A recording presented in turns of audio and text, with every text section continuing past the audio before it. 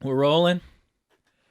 All right, welcome back to another episode of the Heavily Spiced Podcast. My name is Jet, the host, and with me today is my friend that I've known for 1 hour so far, Hunter. Hi, hello. How you doing, buddy? I'm doing good. How about you, my man? I'm great. What are you wanting to talk about today? I don't know. To be honest with you, I don't know where this show's going to go because I've literally just met you. Mm-hmm. But you wanted to be on. I did. And I didn't know this until 20 minutes ago. But you've actually seen most of the videos that we've done and put out. Indeed. So that's incredible. Mm-hmm. Wait, so you said you've been watching since the beginning, correct? Since the beginning of the vlogs coming out, yeah. Because through our mutual friend, Dean. Yeah, shout out to Dean. Thanks for the basement again, buddy. That's crazy to think of. So I don't know. I don't know what we're going to talk about. Let's just start off with your passion. You said it's music. Let's go from there. Let's just start there. So you play an instrument? No. Well, I mean, yeah, kind of. I can play piano. Like, I'm trained in piano. I can play drums. Yeah. Other than that, not really much. So how long have you been playing for? Probably since 2016, 2017 is when I started really, like, getting into music and, like, playing stuff and producing and stuff like that. And just, like, came out of nowhere. I don't know. So you just... Cause that's interesting. Because I've played guitar for a while. Mm-hmm. And so I've always wanted to get into producing and music and stuff. But for me, it was more or less like, I don't know. I just could never produce or release tracks because I felt like I've said before, I like to do things perfectly and to be honest and just to do things the right way. Well, what is perfect? It doesn't exist. That's what I've learned. So you got to stop bullshit. You got to stop that. You got to break that barrier of like. It's weird to me that I did the vlogs and I did the podcast instead of doing music because I mean I don't want to. I know what I'm doing when it comes to music. Like I know what to get shit done. Right. But when it comes to this stuff, I'm like, I don't fucking know. And I'm learning like maybe that's just the whole motive to it all, to life is just like, I don't fucking know. Just do it. That's kind of what I've learned is like, especially with music, is like the things that you start out doing, they're never going to be what you want them to be. But as time progresses and the more and more you do it, it'll slowly not necessarily meet the end goal, but like it definitely goes where you want it to go. So like, for instance, I started making like beats and producing in like 2017, fresh out of high school. And like, I had no idea like what I was doing whatsoever. And I just taught myself over time, like sitting there studying on YouTube or like messing around in the DAW that I use and stuff like that and just figuring stuff out. What program do you use? I use like a wide variety of stuff. So like I'll use FL primarily for like production purposes. And then I use like Logic Pro X or like Pro Tools to do like vocal processing and engineering and stuff. Yeah. Well, because they sent a couple of your tracks.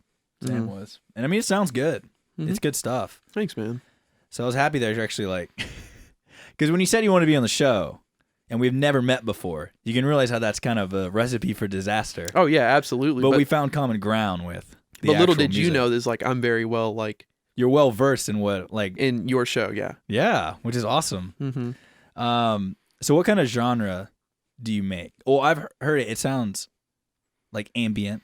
I do, but like I do pretty much everything. Like I have a pretty big catalog of music, not gonna lie. Like I started out primarily doing like trap metal for like hip hop, and then over time as I learned how to do like other stuff, I went into like hip hop, more poppy, and now I'm kind of like in an R&B phase right now, where like the artist I'm working with is primarily like R&B.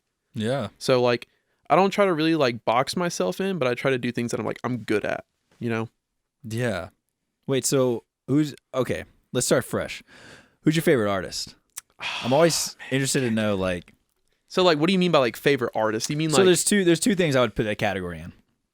First off, of all time, who would you rank as the best artist that you would ever listen to, or you'd recommend people to listen to? So like, this would be the one artist I could only listen to their catalog of music, and that would be it. Like everything else would be excluded, and that's like my favorite. I guess so. It could be, yeah. We'll say yeah. All personality things aside, Kanye West. Period. Whoa. Wow. Yeah, there'd be no other. What's the best Kanye West album? Come on. What's the best and worst? Because Kanye West is a huge figure, especially in hip hop, but just in music and producing in general.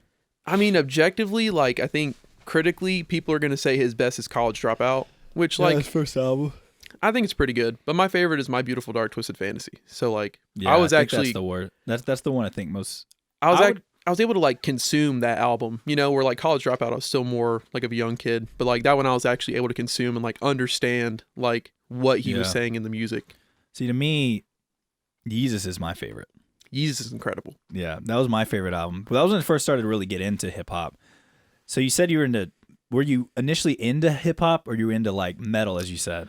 Always into hip hop, like since I was a child. Like my first CD I've ever had was The Speaker Box and Love Below by Outkast. Yeah. My very first CD ever. And then like my dad would always listen to like 666 Mafia and stuff like that. So like, really? yeah, and like Wu-Tang and Tribe Called Quest. So like I was always listening to stuff like that growing up. Yeah. So I think in my like earlier teen years though, I was definitely into like grunge. So I was like into Alice in Chains and like Nirvana and stuff like that, like every other kid. But like, well, I mean, you grew up in the 2000s and you have shit like that. It's like you can't really get away from it. Especially with how big it was. It was just like a ripple effect into, you know, my childhood. Is there artists that you listen to now? Because there's plenty for me where I'm like, I go back to my old catalog and I'm just sort of like listening to it and I'm like, wait, why the fuck did I like this? Oh, dude, definitely the worst musical arc I've ever been a part of, unfortunately, was Logic. Like the rapper Logic. Yeah. No. It was bad. Yeah, it was bad. We can just both agree. Yeah. No, I just find it most cringy. Like for me, I grew up listening to a lot of like heavier metal stuff, you know, the scene genre, if you will. And I just look at that stuff now and I'm like, dude, this is such dog shit. Why the fuck was I listening to this? I never partake in the scene genre ever. Like I try to just avoid that as much as I could. But like literally, that's a good thing. I would say primarily the thing I got into like musically was like underground music and following like newer artists, specifically people like my age or close to it, that were putting out music that was substantially like better than mine, or like they just had this huge following.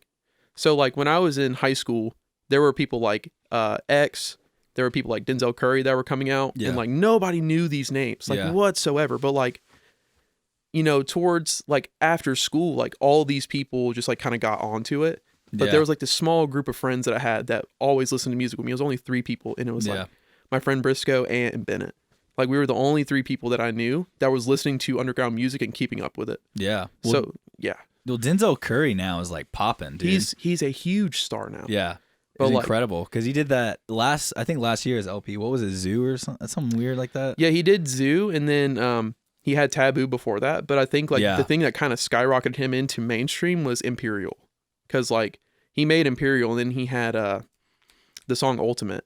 Yeah. And Ultimate was like a meme song, and it just kind of launched him into popularity because of how many people were memeing it on like Vine and YouTube and whatever. So it's funny to think how meme culture, just in general, has just taken over to where now music is essentially like a part of it. It's a part of the meme culture. Like music itself is like a meme now. Do you think that's a good thing or a bad thing? Yeah, of course. Like I don't think there's ever like a bad medium for music. Like whatever gets your songs out there, like whatever helps you get to the goal that you have set, like by all means necessary, like do it, you know?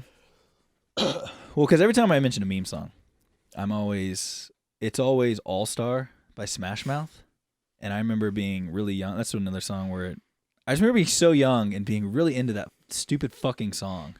Was that ever a part? I mean, Shrek was a huge part of my childhood. If that's what you're asking me. That is what I'm asking you. Yeah. I imagine it's for most people, but like, I look back on music like that and I'm just like, was that? I don't know.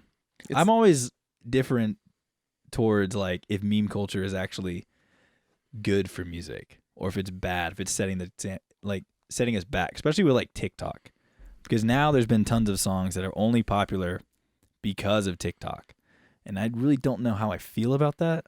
And maybe you have more light onto this as like a producer who produces music. Mm-hmm. But a lot of times I listen to songs, and when I'm getting into them, I'm like, I feel as if they're making this for TikTok or they're making it for memes. Yeah, for sure. That's definitely a thing now. So like as a producer, the way you make money off of songs is collecting money off the back end. Like no producer just straight up, unless you're like an online producer and you're selling beats to people that like you're not licensing them to or anything like that, you're running a beat store. So like someone will come to your beat store and buy your beat for like, you know, either a lease price of like ranging from $25 to $100 or like exclusive rights to the beat outright, which means you're not making any more money off of it at that point. Yeah, so they just buy it at one-time fee. Yeah, and that's usually like $500. That's it. Yeah, it's like $500. Have your beats sold for that? Oh yeah. Really? Like, yeah, I've sold lots of beats, dude. Like, That's awesome. I made a bunch of money off music before like COVID hit specifically. Oh yeah. Mm-hmm. Just really like hip hop and trap beats. Is that what sells the most? Yeah, dude, because we live in Metro Atlanta, so it's like this is a literal Yeah. hotspot of rap music.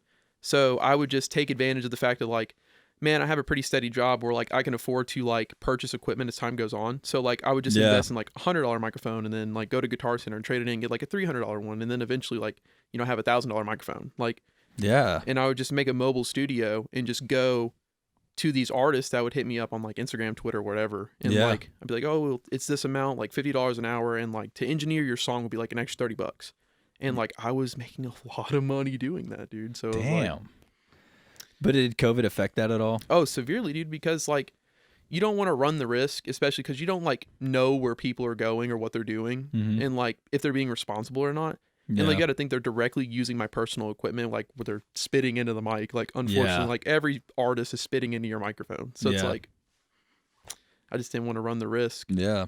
It's always been, I mean, it's good just making money off of it, but I'm always kind of like, I think that's where I sort of draw the line is like, I don't feel as if making money off of it. I always feel strange about that because I don't know. I just like playing music and doing shit like that. And I always feel like maybe if you enjoy art, it's almost like you don't want to sell it. Do you feel that way too? Do you really have songs that you make that you're like, oh, this is fucking good. I'm keeping this. Like, I'm not releasing this. Do you ever get into that mode? Man, no. Like, I'm going to be honest, no. Like, You just sell everything? not necessarily sell, but like, because there's artists that I work with, specifically like the main artist I work with, his name is Falky. Like, I've never met this guy in real life ever. But I've known this guy online for like 2 years because of Counter-Strike Global Offensive. Like, just playing online games, I met this kid. And like, I saw talent in him. So it was like, you know, I will literally like produce for you. I will mix for you for free. Just like, I see something in you. So like, if you just continue to work with me, like, we'll be a partnership essentially. So like, Yeah. I've watched this guy develop over 2 years and like just getting better and better and sending me better and better stuff. And it's just like, oh my God, like I can't wait to show this to people. Like I can't wait to share it. Like I always am showing my friends or like people in my close circle like newer music that is not released yet. Yeah. Who do you think is one of the best artists out right now? Because I would say last year, I would say it was Denzel Curry. Last year, Denzel Curry? Yeah. Oh, well, no. I would say 2019. I'm sorry, 2019 was Denzel Curry. Mm-hmm. 2020, I think I put it at Phoebe Bridgers is the best album, as the best like artist. I don't know. I kind of fell off in 2020. So coming from like a rap perspective of it, I would say Yeah. in 2020 was like the year of Lil Baby, like 100%. Yeah. Like his effect on rap, like the actual numbers he was doing, and like his song becoming a meme because of people using it on TikTok. Like this is one of the biggest songs of the year. It was like We Paid. Yeah. It's like huge. Other than that, like, you know, I think last year honestly was like a big year for producers. So like there's a producer collective called Internet Money. So like Mhm. they cohesively took 4 producers, put them in a room together, and they made this song called Lemonade. And they produced this song, and then 4 months down the road, they got the first hook on it by Don Toliver. And then once Don Toliver hopped on it, then Nav got on it, and then Gunna got on it. And it became like this super mega hit of a song. Yeah. But like I knew the song existed like 4 to 6 months before it even came out because like they were just teasing the beat on their Instagram lives, and I followed them. And I was like, So what's this group collective called? Internet Money. And it's just like its own. It's owned by a guy named Taz Taylor. Like it's literally him and some other kid he met on the internet named Nick Mira. And they just formed this group where like on YouTube they were making type beats. Do you know what that is? Like type beats and stuff like that. Explain to me. So it's like what producers do to like market their beats essentially. It's like, oh man, I really like this Drake song. So like I'm gonna make a beat that is kind of like a Drake-esque beat. Yeah. Okay. And then I'm gonna market it that way, like free Drake type beat, like Controlla or whatever, you know? Yeah. So like it's a way to market yourselves. And these guys went from being like type beat internet producers to like industry level sending beats out to every single major artist you listen to. Oh my God. Yeah, it's really cool. Like they had a true genuine like come up from just doing YouTube to like industry level stuff. Do you ever want to be a part of that collective? Or do you like doing solo stuff? I like having, because it seems like the way it works is kind of like a job in that sense. Because like you have a guy who's like creatively directing all of your stuff and like telling you what you need to do and stuff like that. That's not like me. Like I think I'm that kind of person because like I like to give people like a step in the right direction for their music. Like if they have a good idea, but it's poorly executed, I like for them to like reframe it and try it again and give a different output on it. Damn. Wow, I'm learning a lot here. My first hour meeting you. So I've always been interested in doing music, but not really like sort of hip hop, any sort of like type style Drake beat, if you will. Yeah. It's been more like acoustic slow. Okay. Do you think you could work with something like that? No, I'm not trying to sell myself, but like, Oh, you confident in like just producing in sort of anything, or do you like to stick to just one sort of genre? Would you like to go toward different genres of stuff? Yeah, of course. Over time, like I would love to learn that kind of stuff because it's just Yeah. able to be applied to like so many more things, you know, and not only would be like expansive to me, but it would help my business, you know, like essentially what I'm doing is a business. Yeah. But like I don't only just do music either. Like I have other outlets as well. So What are like, the other outlets? doing like YouTube, TikTok, and live streaming on Twitch, stuff like that, playing games. Do a lot of that. Yeah, man. Before I even got involved in music, I was Mhm. playing like semi-professional Counter-Strike in high school. Oh, really? Yeah, like I was a full-on nerd, dude. Like I didn't go outside. I didn't have friends in high school. I was that kid that just stayed inside and had like online friends. So was your goal in high school? Well, I mean, My goal in high school was mine was fuck college. really. Yeah. Why's that? I don't know. It was just like waste of money. Like, why I the agree. fuck would I go there? I mean, I'm a college dropout too, so you know. Well, I work in a college town, and everyone I meet is like, yeah, this shit ain't worth it. Every fucking time they would say, yeah, don't do this. I'd regret doing it. Yeah. And sometimes they get good jobs. Sometimes it'd be like, I thought I would like it, and I don't. And I wasted 4 years of my life and a ton of money. Yeah, I have It's friends like I think out of my friend group that I know that I actively talk to on a daily basis, like they're all in Yeah. college and I'm not, Yeah. and they hate it. And I'm just like, yeah, man, like why do you do it then? Like you should do something you're passionate about. Would you go to school for music at all? Or do you think you're just going to just... I did go to school for DIY. music. I Oh, you did? Yeah, and I dropped out. I went to Georgia State and I started doing a Yeah. computer science degree. And then I was Mhm. like, man, fuck this shit. Like, I don't want to do this. This shit sucks. And it was just like basically my stepdad does IT. So I was like, man, Yeah. like I know a lot about computers and IT work and stuff like that. So I'm just going to follow in that step, I guess. And he could just help me out later on down the road. But then I was like, man, this is really not for me. Maybe I want to do more like the engineering stuff because I was doing it and learning on my own. Yeah. And then I was like, well, I'm just going to transfer. So I transferred to the Art Institute of Atlanta and I did like one course there and I dropped out. I was like, man, this is too expensive. It's so much money. Fuck that, man. Mm-hmm. Well, let's see. You're wearing Sailor Moon. Yeah, I am. You a big fan of the anime? Yeah, it's a good show. And you're in our Discord a lot with Hunter x Hunter. Yeah, that's my nickname that was given to me. But like my online alias is Solace, and then like my Twitch. Yeah. My Well, Twitch branding and stuff like that is like Solace XO. Yeah, because that's what they send me as your SoundCloud, and it's under Solace. Mm-hmm. Well, let's see what else you want to talk about. We were talking about Yu-Gi-Oh before. You get Yu-Gi-Oh's- back into the childhood memory phase. Yu-Gi-Oh's lit, dude. What was your favorite card from it? Karibo probably. Really? Yeah, I like. Well, Karibo. because we were discussing whether or not you were a Zoomer beforehand, Yeah. whether or not in the millennial phase or not. And I said if you can remember Pokemon, then you're fucking. Don't remember it. Not a thing. That is so fucking crazy to me. See, there was like kids doing that in my school and stuff like that, but I was like, oh, I'm not interested in that. Like, I was just a game nerd, dude. Like, I literally just grew up playing games and listening to music while playing games. Yeah.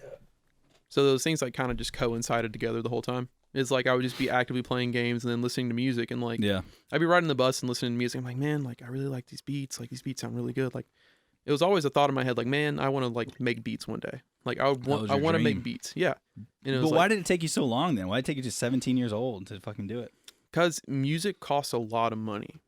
Like as far as like getting the software, getting the VST, Yeah. getting the VST plugins, not only to like produce but do vocals. But I'm just impressed that you didn't want to like actually play like an instrument or anything. See, that's the thing is you don't even have to anymore because everything is so digitalized now that like you can just pull up a piano roll and pick a guitar VST and just like sit there and play the notes of a guitar and like yeah.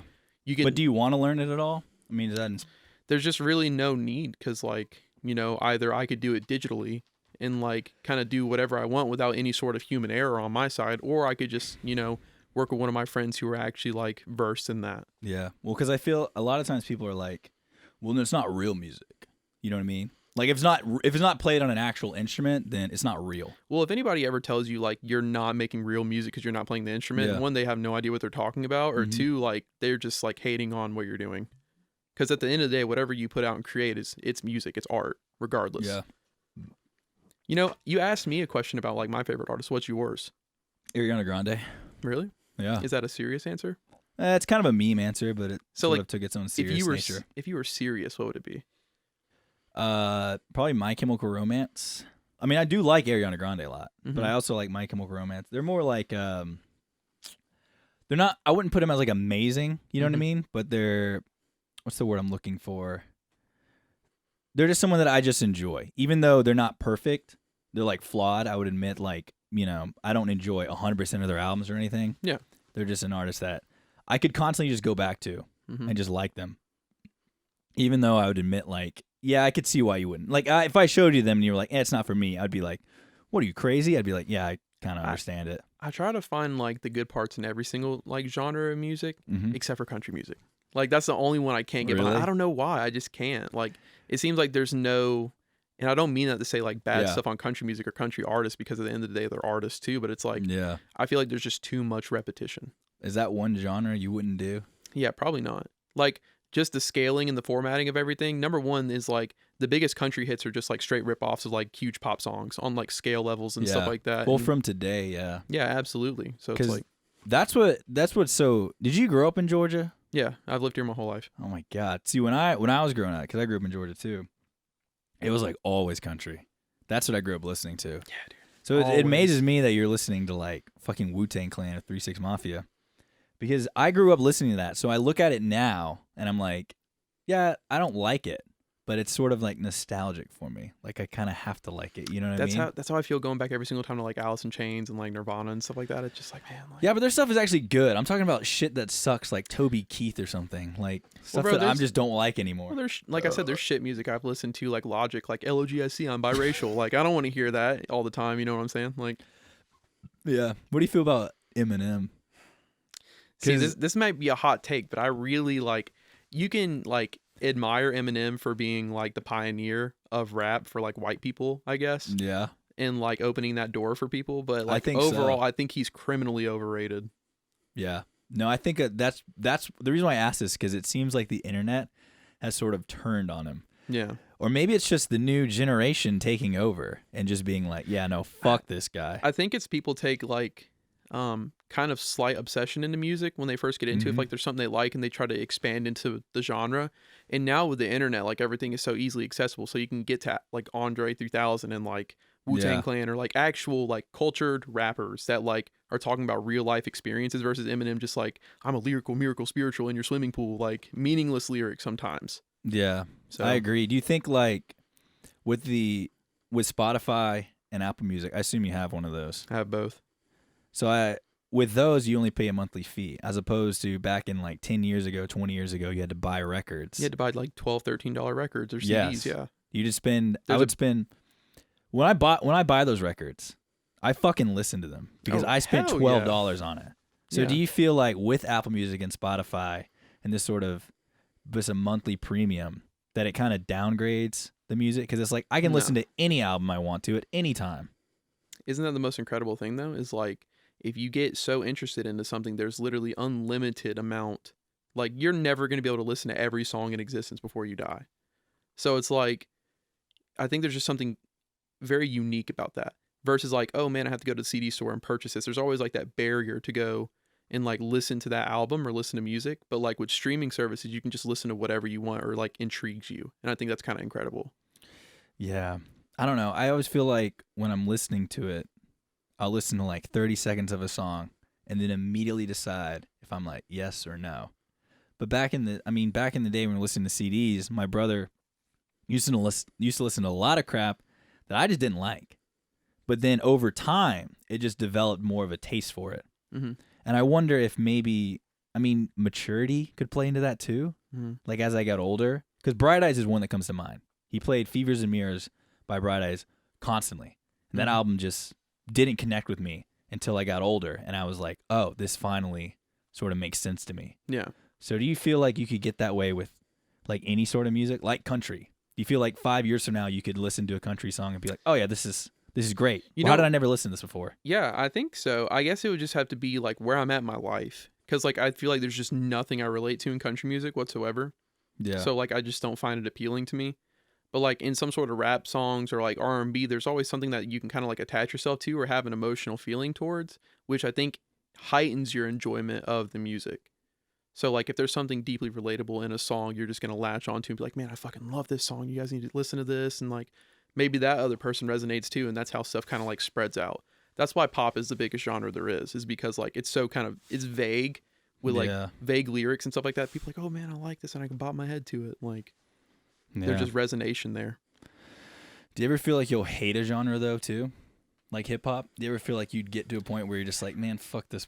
No, never. I really don't think so. Like, especially since like now, like since we're on like the streaming services and stuff like that, is like I feel like new genres can literally just like be birthed overnight.